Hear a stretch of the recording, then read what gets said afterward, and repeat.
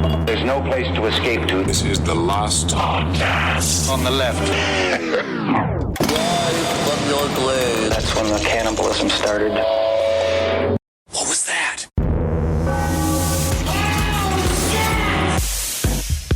All right. So what was... Kissel, you had a working theory about what makes a child more attractive. You said that it's confidence that makes your cum stronger. What are you talking about? Oh, my goodness. Because lies. I don't know if that's true. I just don't know if it's true. It seems like if you have a decades and decades worth of alcohol abuse and drug abuse, we're not talking about each other. Right. Technically we're talking about Stephen King, but if it would affect the looks of your children. I don't know. I'm not a scientist. No. All right. Welcome to Side Stories, everyone. I am Ben Kissel. That's Henry Zabrowski. Yes. How you doing? Yes, it is. And I'm good, man. I'm in Steel City, baby. Yeah, you're in Pennsylvania. You're in Pittsburgh. That means you're a yinzer. That's what they call about there. What I like here is that the a Pittsburgh salad is a pile of French fries with lettuce wrapped around it. Ooh, that's good. It's pretty good. Not bad. Kissel, I've been meaning to broach this subject. Okay. I don't mean to sandbag this with you. I don't mean to do gotcha journalism.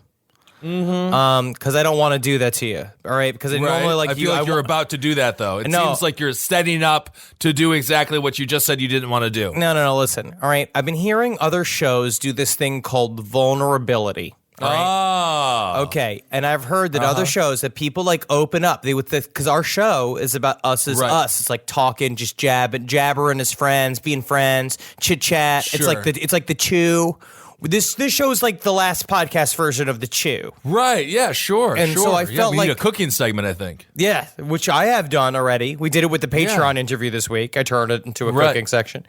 Yeah, check out the Patreon interview. Great Patreon interview this week, all about Krampus. Of course, the evil character during Christmas, not an evil Santa Claus, but check out the Patreon interview. You say evil, but I say technically on the right side of history and what we probably need in this country this day. Kissel. If that's not a hot topic, I don't know what it is. All right. Right. What's your gotcha question? What is this? Be vulnerable. I'm always vulnerable. I'm king vulnerable. I'm saying this is your moment to say something vulnerable. Oh, I'm just supposed to present something vulnerable. I'm just going to say something about your fears. Or, I fear... Did you throw up a lot as a teenager? No, I did not throw up a lot as a teenager. I have a growing fear of flying. That's really starting to stress me out quite a bit. It really is because we have to fly a lot more. Yeah, we fly a lot more. I'm too big to do it. I think my weight alone will tip over like that man that we're going to cover here who stole that plane in Seattle. I think the plane is going to go upside down and inevitably end up crashing in the woods somewhere. That's a fear. Fear of being alone. Fear of no longer being loved. Those kinds of things. That's basically it. Okay, good start. Yeah, why do we have to do that? We're bumping our numbers. So listen to me. Oh, we're bumping the number? This is what we're doing. This is, by the way, okay, what's your vulnerability? This is what we're supposed to do? Yes. Is this good content? I think so. My vulnerability? I work too hard. Oh, my God. Oh, yes. I think that's all right. Well, we got a bunch of fun stories to get to, despite what Henry is. I'm just going to say he's a bit of a prick, ladies and gentlemen. Just between me and you and the audience. All right. I want to talk about this story. Henry, I'm going to read this first story here. Now, this is about a woman, and her name is Amethyst Realm. Okay. And she says, I don't know if that's her birth name or not, or if that's just given to her by a wizard or something. It's not. Okay. And she says that she is in a serious sexual relationship with a ghost. They met in Australia, and they want to have kids together. Great. So isn't that exciting? Little ghost children. I will say, because Casper could come sliding out, and wouldn't that be the cutest thing on the face of the planet? Well, what is a ghost baby? Is it just a little poof out there? I think that has a different term. It's a queef. Yes. That's what you said yesterday when we were talking about it. Yeah, it's a little queef. Yeah, it's a little I keep phantom. it nice and PG. Yes. Now, I wonder, what are the details So how did she meet this ghost? How did she, like, what does this even mean? I don't know. Maybe it's like a ghost version of Tinder or something like that. So she claims she has sex with ghosts, and she has now revealed she finally is in a serious relationship with one of them. So I think she kind of slept around the ghost community. We're not shaming her. Not shaming. I don't give a crap what you do. So she slept around the ghost community, and she found the ghost, I suppose D, that she liked the most, and she is ready finally to settle down. Amethyst Realm, she hit the headlines last year when she revealed that she has slept with 15 ghosts since breaking up with her fiance 12 years ago. So perhaps she's not quite over the breakup. I guess if you're the fiance, you're like, I don't know what happened. I am maybe just try to get back together with her. Well, the one thing that's nice is always like when someone, like the one thing that always feels good is that if your boyfriend or girlfriend, if you break up, if they end up like marrying or in a super long-term relationship with the person that they leave you for, great, then that's fine. Sure. The problem with having sex with ghosts is, number one, I can't see it or hear it. Right? Right. Is she just writhing around on a bed, just going like, and then and then she just feigns having the thing come, and is she just so horny that she can come from the air? I guess so. I think it's easier for a gal to have intercourse with a ghost. That's just speculation. Feel free to DM me on Instagram if you think it's easier. I just feel like if you're a guy, you got nothing. You got no friction in there.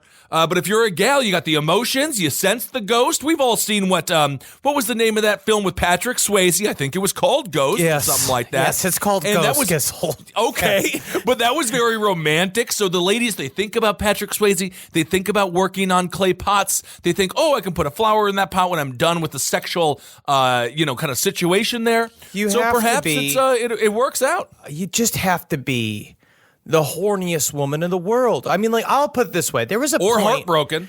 There was a point, I want to say around 22, 23. Now, this is much to the chagrin of my fiance or maybe my family. 22, 23, I could make myself come to orgasm without touching my penis, right? Because I was so gripped with it.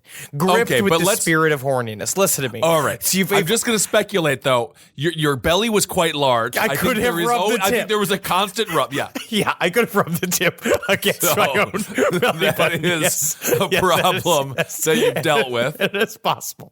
But if I was to say, have at that point changed my name to Ruby Pants General or Mr. Pearls, right? I could have said at that point as I was having sex with the ghost. Yes. And that makes fun. You gave I think a woman, let me actually, my fiance's in the room. Natalie, can a woman come from the air? We're going to get some expert opinions here coming in from Natalie. Without and the answer is they're no longer getting married. She's leaving. She's packing her bags and she's walking out of the hotel room. No, she says that she says that if a woman catches the proper jet stream. But that's a ghost. That is a ghost. So unlike fly in the plane, you want to hit some turbulence, and then it all works out. I don't know. So anyway, this woman, she decided to take things out of all the 15 ghosts. She found one that she loves, and she decided to take things to the next level and is in quote unquote a pretty serious relationship with this ghost. The ghost who Amethyst can't see but believes she can communicate and have sex with has now returned with her to the UK, and the relationship is progressing. I don't know. Do you buy it a plane ticket? Does it need a seat? No. I don't know. I don't understand how you travel with a ghost, or does it just fly along the plane, alongside it? I guess, she's obviously somewhere between in desperate need for attention / mentally ill. And it could be both, right? But I also wonder, like, I'm going to try and put my believer's cap on that I do every once in a while and imagine she does have this weird type of entity. I'm imagining an Idris Elba. Sure. That is following her around, right? Like that type of ghost. But my thing is that I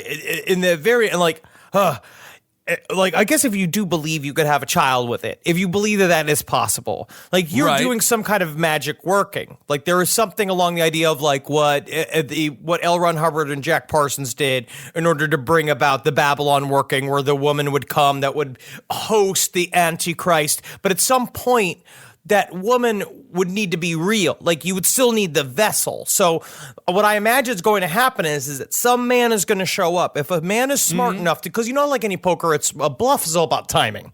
Sure. So I think a bluff is also a good name for a ghost baby.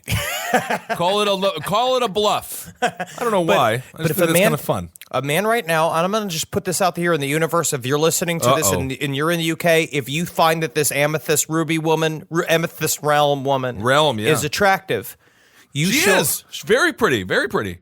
You show up at her apartment in colonial dress. Right, you're from Australia. You put on an Australian accent. You like the ghost of Christmas past. Yes. All right.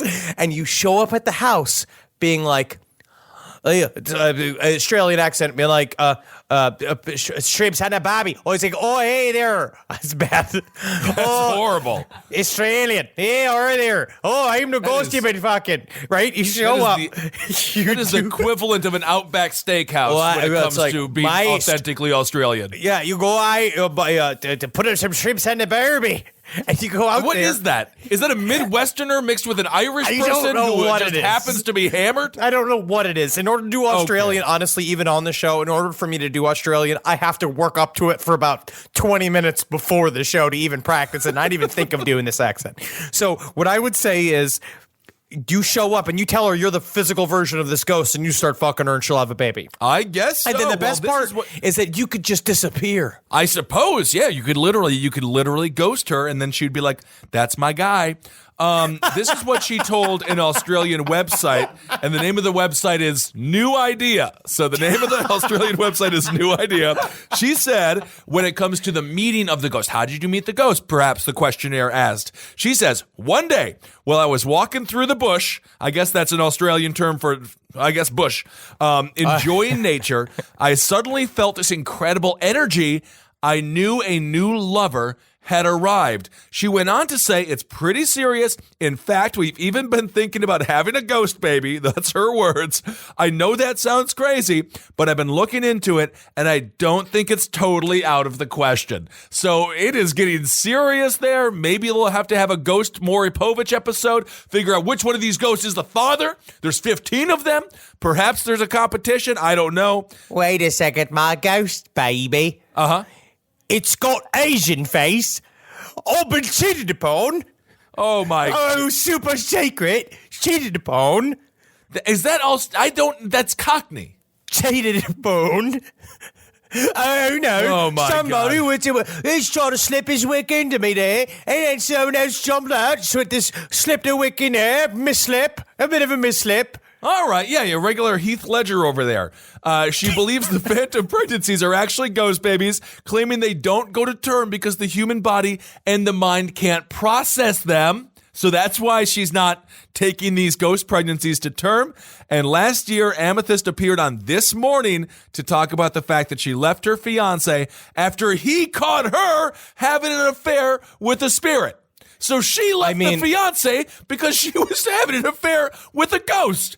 How can you imagine that? Losing your girlfriend to a ghost, how boring does that guy have to be? Number one, it would be on brand for me. Mm-hmm. Number two, you dodged a bullet. I guess If this point, if you have to, I mean, honestly though, Kissel, like we shift it to like out of just like we're funny brain, like to your real life. Right. If Brooke showed up one day, right, you come in with puffing, you've had a long day huffing back and forth, you've been yelling, you know what I mean, you're covered in sweat. You know. That's me right now, yeah. Yes. You show him in the living room, Brooke is like, we have to talk.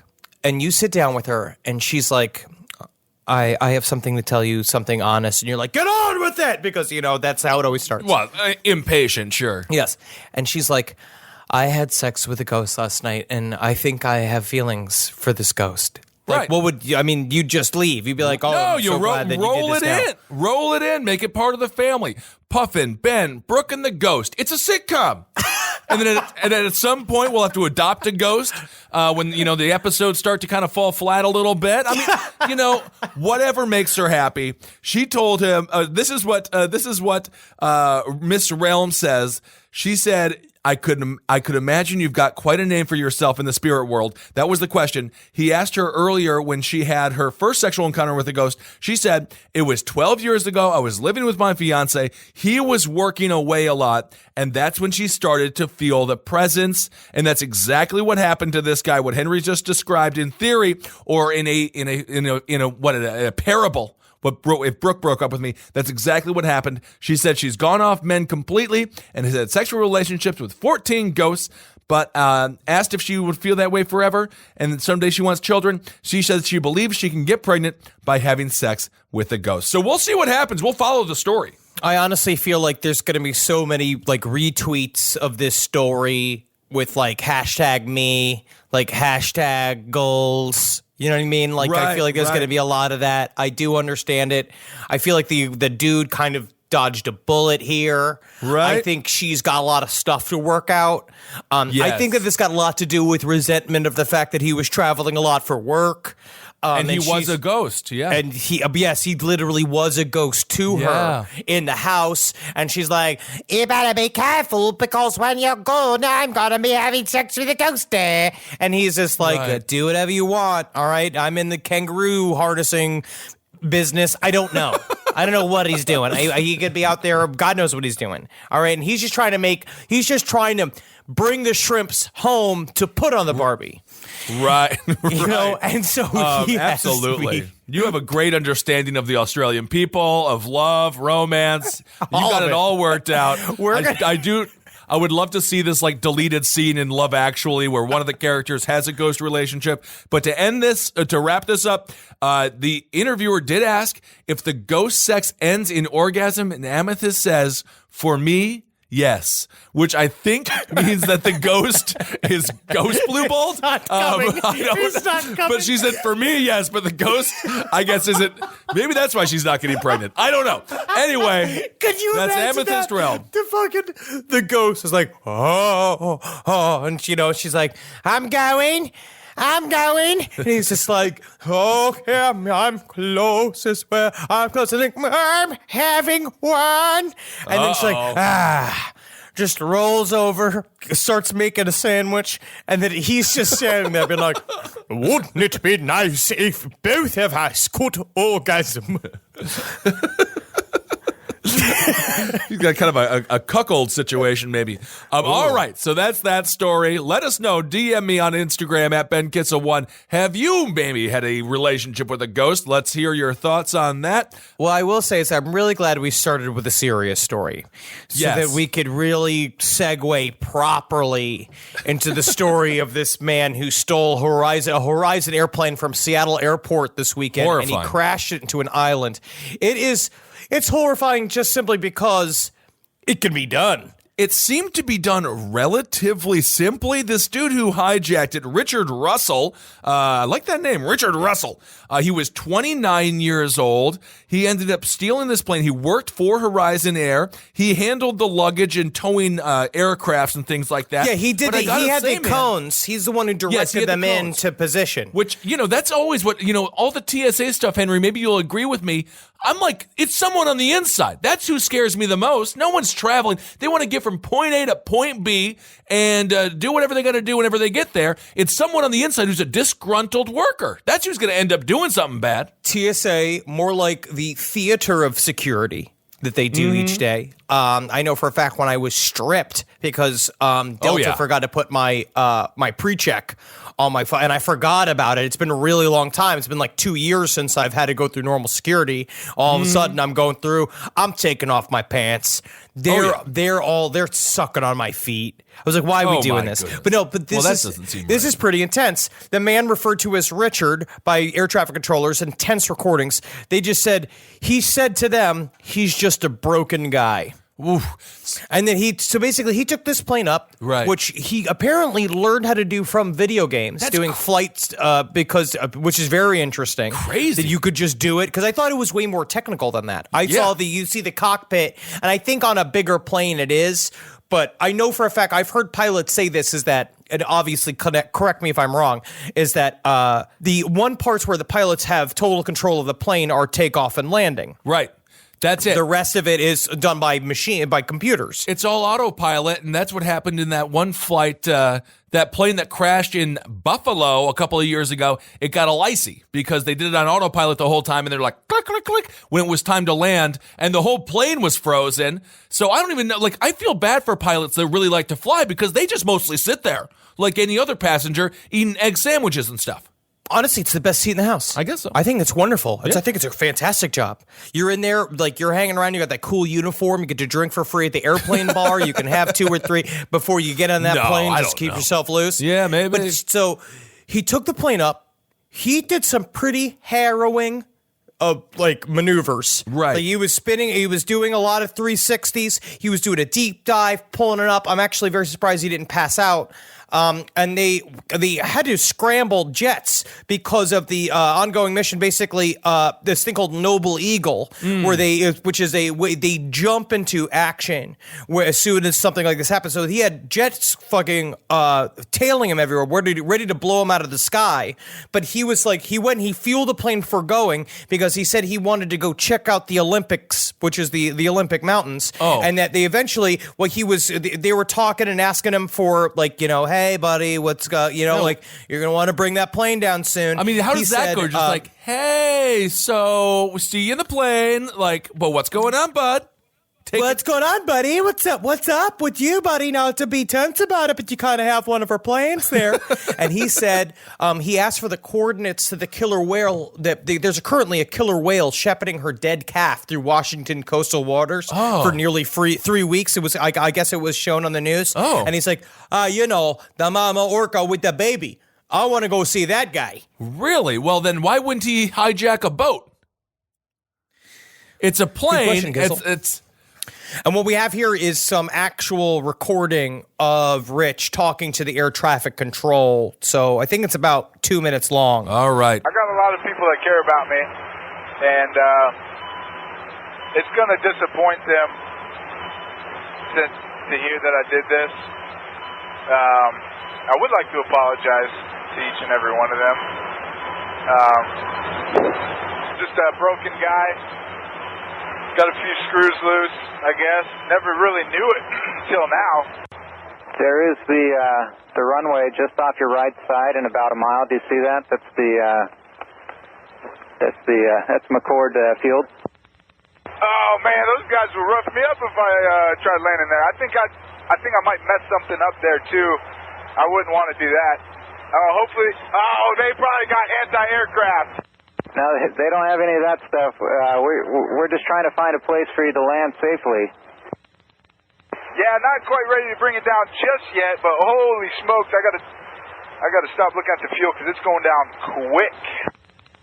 This is probably like jail time for life, huh? I mean, I would hope it is for a guy like me.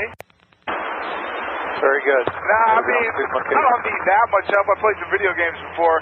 I would like to figure out how to get this cabin altitude. Like, I know where the box is. I would like to make it pressurized or something so I'm not so lightheaded. Nah, I just told you I don't want to hear no one. I just want you to whisper sweet nothings into my ear. Hey, you think if I land this successfully, Alaska will give me a job as a pilot? If you wanted to try, that might be the best way to set up and see if you can land there. Or just like the pilot suggests, another option would be over Puget Sound into the water. Dang, did you talk to MacLeod yet? Because I don't think I'd be happy with you telling me I could land like that, because I could mess some stuff up.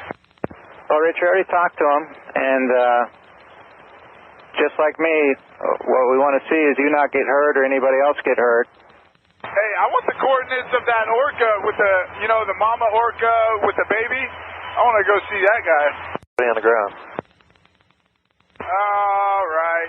Nah, damn it. I don't know, man. I don't know. I don't want to. I was kind of hoping that was going to be it, you know? I'm going to land it. In a safe kind of manner. I think I'm going to try to do a barrel roll. And if that goes good, I'll just go nose down and call it a night. Oh, wow. All right. Well, he is like John Belushi in 1942, that very bad movie that was the follow-up to Animal House that no one really watched. Not the follow-up to Animal House, but a second film. But that was crazy. But after listening to the recording, it makes me kind of sad because he seemed like a kind of a normal, fun guy that some reason came to the edge. And like, what a shame that he couldn't have figured out how to speak to somebody before it got to that point. Like, like I think we talk about it in the show all the time. If you're feeling crazy thoughts, these weird sort of impulse control thoughts, like it's going to reach out to somebody and say, hey, what if I took one of these planes tomorrow? And so your buddy can be like, let's not do that. Yes. Maybe that's a bad idea. He seemed like a jovial dude. But obviously totally out of step with the seriousness of the situation on account that he just stole the plane. And an impulse, I understand lack of impulse control, but my God, once you get a plane up in the air, that's really, that's not a good thing. Honestly, from him saying, I kind of thought that this would be it, I legitimately think that it was a suicide attempt. I think that it was a suicide attempt, and he didn't really realize it until he was doing it. Right. And then you have all these kind of like long, drawn out thoughts. I'm certain that this story will be gone through. I don't know if he left any letters or if he talked with anybody about why he did it. I'm really thankful that he didn't kill a bunch of other people. Oh, absolutely. But I feel like a part of it's like, man, it can also just show you. But and again, like whatever security measures you have, there's really not a lot you can do to sort of hold back the human spirit if they want to create a bunch of fucking mayhem. Yeah. Like that's just kind of part and parcel for what it is. That to me is the scariest part of all this. Like I think it was a little too easy. I'm just going to say it was too easy for this guy to steal a plane. I think that is the case. I don't even know. Don't you have to have keys or something? Like, how do you start these things? Like, I mean, there's a social contract that states, hey, don't fly planes into things. Like this idea of like, it's like we have cars on the highway where a part of the kind of the thing that we all agree to is that I'm not going to jerk the wheel into oncoming traffic. Yes, I think about it every 15 minutes. You do. My therapist calls that intrusive thoughts. Right. It's the whole point of that. It's about like, it is a purposeful thought that your brain does just to kind of be like, are you crazy? And it's like, I'm not that kind of crazy. I'm just the kind of crazy that needs 2 or 3 scotches to go to sleep. That's totally normal. You're a 1940s detective kind of crazy. You know, stressed out. I'm stressed out. I'm on the hunt for the truth. Sure. And guess what? Where the truth doesn't lie. In my dreams. Yeah, and in sobriety, apparently. The also thing, you know what else is funny about the human mind, Henry? You know what it is? What? Cute, like puffin? Or the human brain says, I want to squeeze it and I want to kill it. That's an actual phenomenon. The human mind is like, if it sees something super cute, for some reason we have a primal desire to kill it. I don't know why. Is it just because we're afraid for it? We're afraid for its own life? It's like we've been taking Wendy through downtown Pittsburgh and it's like, and she's just so like little tiny dog in the big city, but she wouldn't make it. No. If she was on her own. She seems, she seems to like the beach though. She does not. She does not. She likes the sand. But she is very, very scared of the lake. Well, yeah, that's why I said the beach is the sand. The lake is the water. For me, a beach is a combination of water and sand because sand is just desert. All right. If it's just sand, it's just a desert. And I will fight you to the fucking death over this conversation. If this is how it's got to go, if this is how our friendship has to end, I'm willing to let it end like this. All right. Where the water meets the sand, that is where we draw the line. And we will fight ourselves. We will fight to the death. Also, I want to talk about this story. Henry, this story is Joe Hill. He's the son of Stephen King, and he's a looker. He looks a lot like Stephen King after a lot of coke or something. But anyway, he's a great guy. Lock and Key is a great graphic novel, and you like all of his books, this Joe Hill guy. I've legitimately read the majority of his books. I've read 20th Century Ghost Rules. Heart-Shaped Box Rules kept me up at night. I loved, what was it? What was the other one? It was Joe Hill books. It was the one where everything was on fire. It was The Fireman. That one was very interesting, very closer to his father's work. I'm about to start working on Strange Weather once I'm done reading The 3-Body Problem, which I'm currently in the middle of the 3rd book. Jeez, you know this guy, I'm just going to say he writes a lot. So he wrote an article. He has a theory. Yes, he does. He's a professional author. Oh. That's what they do. Oh, they I have see. to do it. You know that his middle name is Hillstrom. Hillstrom. That's where it comes from. His full name is Joseph Hillstrom King. So I guess that's why he went as Joe Hill, huh? I guess so. Interesting. He could have gone by Joe Hillstrom, I suppose. It sounds like a last name, not a middle name. I don't think that is a name. But okay.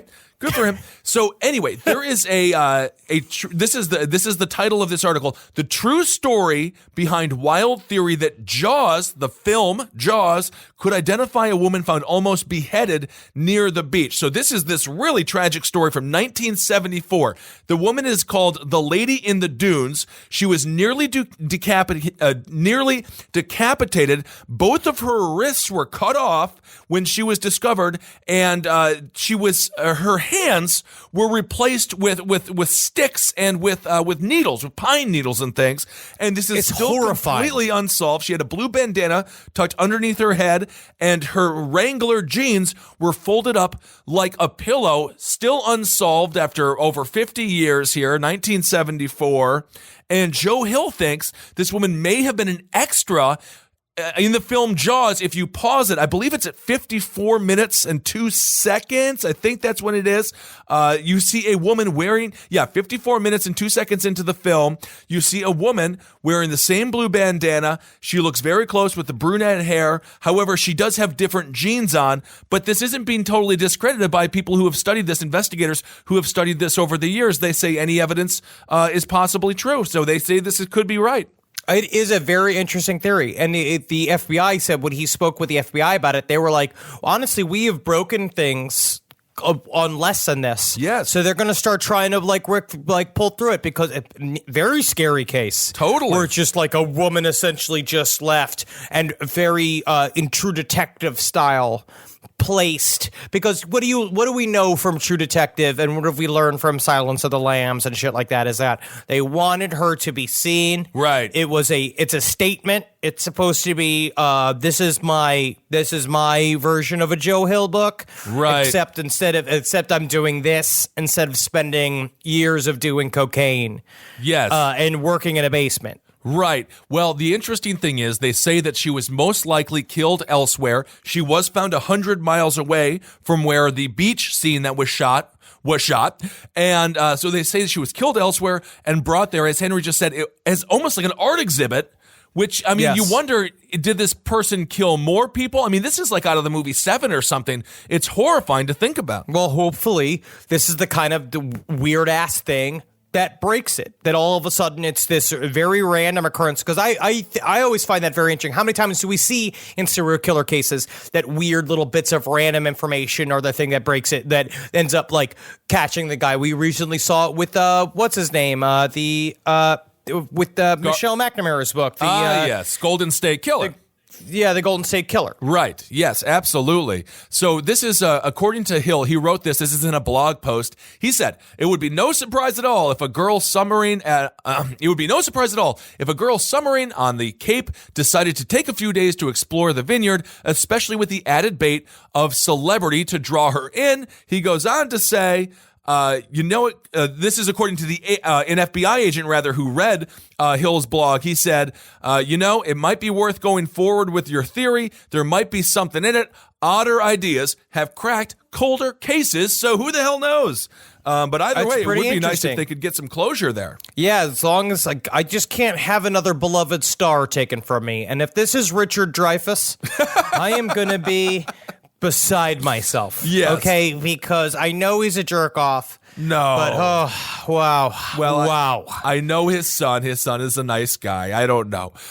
So this is, again, according to the little blog, he said, two astonishing things happened on the Cape in the summer of 1974. One is that Steven Spielberg filmed Jaws, and the other is that someone murdered this woman in the dunes outside Provincetown and got away with it. Anything that stirs people's memories could potentially be productive. I believe that was that was Hill. So it's interesting. Except if it's every teamster in the world and every set that's ever been who's been like, yeah, I remember she had a nice bottom, right, Joey?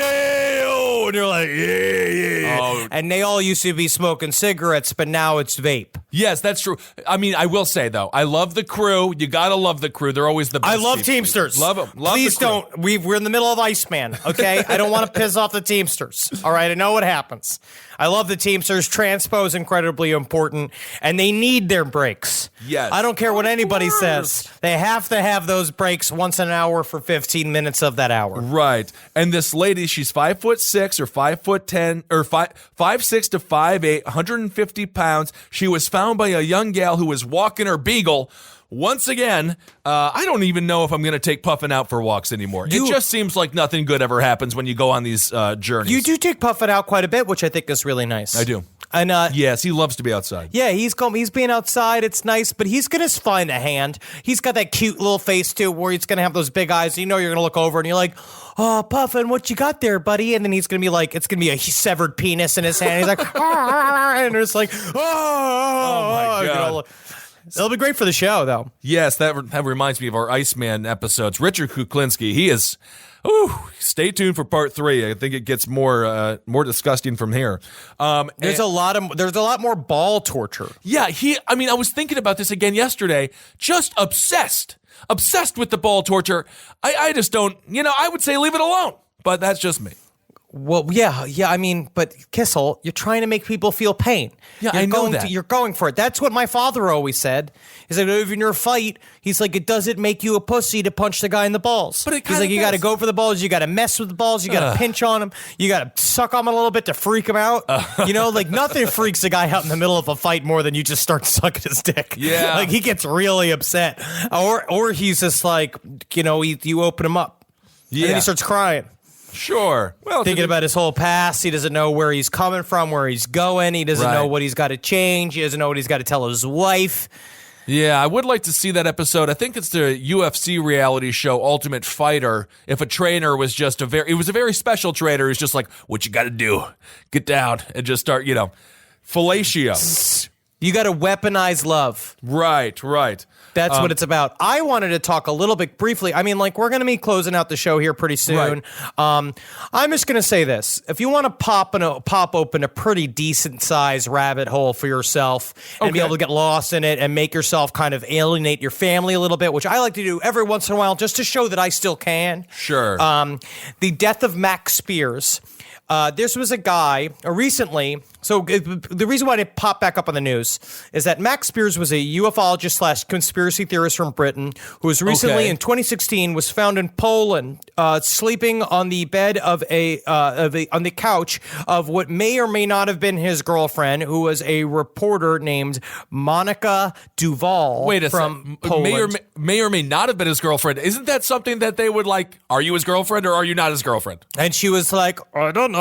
Okay. And so they went and basically he was found vomiting up black fluid out of his mouth, like 2 liters of black fluid, and he died. Okay. And a couple of weeks ago, the Polish police force issued back his computers and phone back to his family, and they were wiped clean. Now, this is obviously an opportunity to make a joke about the Polish police force, but it is also highly strange. Yes. Because a part of what Max Spears' job was, obviously, you could say he's full of shit, but then you'd stop the rabbit hole. Sure. He said that he was a part of a thing called Project Mannequin. Okay. Now, this is where the rabbit hole is. All right. Project Mannequin was the UK's version of MK Ultra. I have not done the full research into it yet to find out if it was real or not, but essentially the story was broken by a man named James Casbolt in the early 2000s, where he said that as a boy, because of specific abilities that he had as a little baby boy, and because his family was connected to the Illuminati, he was brought to the UK's version of Area 51, AL499, and he was trained to do things like control sound waves with his brain. In order to manipulate people. He was a super soldier. And that Max Spears says that he was a part of the same problem. Now, he was part of the same program. Okay. Now, he says that when you hit 30, the problem is that once you hit 30, your programming starts breaking down. You start remembering your memories. Oh, like someone who is like a child star on the Disney Channel. Yes. Okay. Exactly. Interesting. All right. Like all of a sudden you're like, I remember every producer. And then all of a sudden you get to tell everybody. Leave Brittany alone. alone. It's just nice that our brain saves us like that. Yes. Number one. Thank you, brain. But Max Spears, this is just a tiniest scratch of the surface. Okay. Because there are many things involved here. Because Max Spears seemed to have a lot of problems with opiates. His last interview, which was put up a couple of days after his death, is unfortunate. It is him slurring, completely incoherent. He says he was under psychic attack, but I think that he was under psychic attack from himself, from the heroin he was using, but I don't know. I gotta ask. That's what he says. I gotta ask, on a scale of Jesse Camp, the former MTV VJ, or Boy George when he was giving the interview, high on heroin, and then he kept on falling asleep on the pin on the ballpoint pen, and then at the end of it he had all these little markings like he was some kind of astrological, like he was some kind of, what do you call that? Like a star map. Anyway, Yes. what was he like? Jesse Camp to Boy George. I'd put him between the two I would include them in that with a George H. Bush, first Bush, George Bush Sr. passing out in the lap of the Japanese emperor. Do you remember that? Okay, yes. I would put remember him the in vomit there. situation. Yes, All I right. would put him in there. That is a 90s reference. Yes, everyone gets it. For those of you that are very young. But also the problem with James Casbolt is that he's been put in jail for 12 years for harassing his former girlfriend, saying that he was going to kill her whole family, blackmail her whole family, unless they gave him $2 million. And then it found out that he had been stalking many women online by creating these fake personas and harassing them. One of them being, he became known as not as the Slender Man, but the Slender Space Man. And he started harassing people online, and then on his blog, for some reason, he kept terrifying her, creating a fake account called the Slender Man and pranking her through Facebook, like saying like he's really the Slender Man coming to kill her, like in an unfriended scenario. And then in one of his blogs, Casbolt for some reason wrote, "When it comes to scaring women, you got to make it as evil and as horrifying as possible." Okay. And I actually think that also applies to men. Yeah, when it comes to scaring anyone, it seems like the guy probably needs to be behind bars. He might be a total predator. And the Slender Spaceman will always be David Bowie. So he does not get that whatsoever. But he does not get that title. But he does have a lot of claims, James Casbolt. The problem is that Max Spears also said that he had the same powers. He said that he could be in charge of a thing called LERM, which is light encoded reality matrix, which you could like think about things that you need, kind of like in the Matrix, and you could put them in your brain. He said that I'm trying to find all of the different karates that he was good at because they don't sound real. I want to find out if somebody else has seen the it's like Kumjut King. It was a couple of things that I've not really heard of before that I'm certain that I know there's many variants of martial art. He did, so I don't know what's real or what's not. I don't think a lot of it's real. Well, they don't seem to be very credible. I do like that he's into a lot of karate. That's always an interesting personality type that loves karate, not demeaning or maligning any people who love karate. But it does take a specific person because it's my understanding that they don't really hit each other, but they do get points. And I never understood how karate works, how competitions work. I'm not maligning because they're strong. Please. I'm not. Can we please not make fun of people in the martial arts world? I'm not. I love them. They are very serious. I just, he just says he's done a lot of things that I don't think that he's done. All right. Well, that is. But he did. But I will say he does it at educate/yourself.org. Educate-yourself.org. He has a really good breakdown of how the triggering commands are supposed to do. Because essentially, it's a very Project Mannequin was very similar to the MK Ultra thing where they have triggering techniques. Okay. Where it's like one of those is that you get a call, you get an electric message. One of the real mannequin codes is blasted at you, like this one, which is Lima 1172 Bravo Mike XXX. And then you hear the code signal. The puppets are mobile. Uh-oh. It is we who pull the strings. Oh my. But Apparently, this also connects to Robert Pickton and his How? concept of murdering sex workers in order to work for a clone agency, that he would use the empty bodies of the clones to put the brains of the celebrities that were working out of Buckingham Palace with Queen Elizabeth in order to surreptitiously work about the needs of the New World Order using the power of celebrity, but in the bodies of these Vancouver sex workers. Well, you know what? I'm just going to say, you never know what people are thinking about. And that's why I don't explore too much. I just kind of, let's keep it to the surface there. Everyone, dismisses small talk. They say, I don't like small talk. I like small talk. Big talk is when you start thinking about things like that. You see, this is the problem, is that the less life you lead without truly examining yourself. This is what I was saying about being vulnerable at the beginning of the I show. was very vulnerable, yes. But you're going to be very afraid of the ideas that pop up if we don't have these big conversations. Right. You have to be able to express them. I have to be able to say whatever controversial thing comes out of my mind. Sure. Because if not, it festers. Right, yeah, and of course, naturally, and it's always great to am I going to have a career tomorrow? Kind of fun. Yeah. I like setting little landmines for all of us. Sure. It doesn't really matter, because if the time comes, it's already out there. Don't steal a plane, okay? Well, you mentioned Slender Man just very quickly. My home state of Wisconsin, that's where the Slender Man stabbing happened.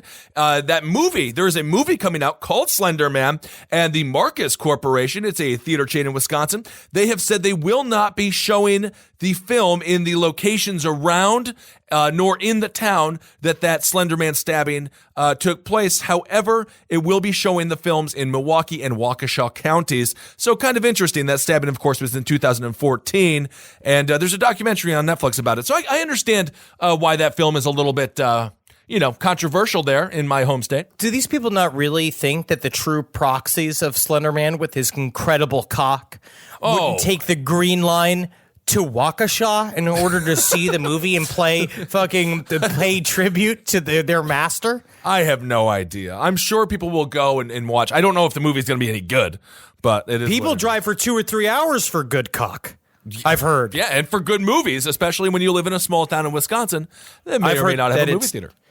I've heard it's not a very good movie. No, I don't. It doesn't look very good. They butcher a lot of these kinds of internet phenomenons, I think. Because it's very good. What? That Sharp Objects on HBO. I heard it's good. All right. Well, I am loving it. I know. I am loving it. You know what else is also good? What? I Am a Killer on Netflix. You would like that. It's about death row. Ah, yes, that would be very good. You love things about prison. Oh, it's interesting. We got to reform it, but that's not for this show. All right, everyone. Well, those are the main big fun stories in the true crime news this week. Feel free As always. Yep. Send them to us. Yeah. We should set up our own email for this, so people could just start sending stories to that, because I'm basically completely checked out of Twitter. I know you're barely in and out. Well, I got to do. You can DM me at Ben Kissel 1 on Instagram, and I'll find you could do there. the same thing for me. My Instagram, I'm still active on Instagram, so you can DM me on Instagram at Dr. Fantasty if you have any good stories. But we should set up our own email for the next time so that we could start just having an account. We can log all the stories. Log them. That's fine. But for now, the Last Podcast Network at gmail.com. You can feel free to use that. Send us your stories. Yeah, perhaps we'll have a different email next week. Who knows? But yeah, and we'll see everybody in Phoenix. And in, is it Santa Rosa or Santa Ana that we're going to? Santa Ana. We're going to Santa Ana. Okay. But I would say this, man. Hey, we know what we got to be careful of in Phoenix is these haboobs. What's that? Haboobs are dust storms that have been attacking Phoenix recently. Gigantic, massive dust storms. So scared. Yeah. And I'm driving there. It sounds. I'm going to take pictures. Well, why would they name it a haboob? I think it's another culture. I guess so. All right, everyone. Thank you all so much for listening. Hail yourselves. Hail Satan. If you're going to be alive, and if you're not loving, you better be laughing. Uh-oh. You know what I mean? Because if you're not loving, you just sitting there with your friends at night, laughing with your freedom, getting drunk, punching each other in the face. No love.